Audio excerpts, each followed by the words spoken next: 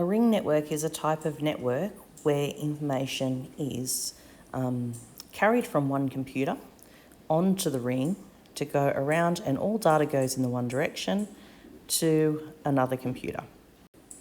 So we need some sort of protocol to make sure that the computers know whether they're receiving or sending the information.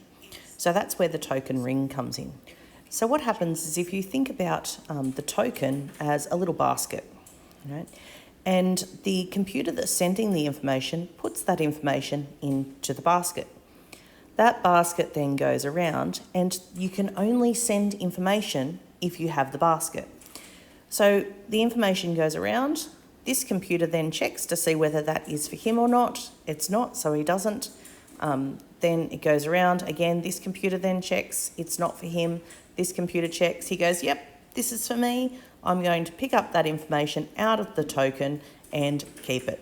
Then I'll pass the token around to the next computer.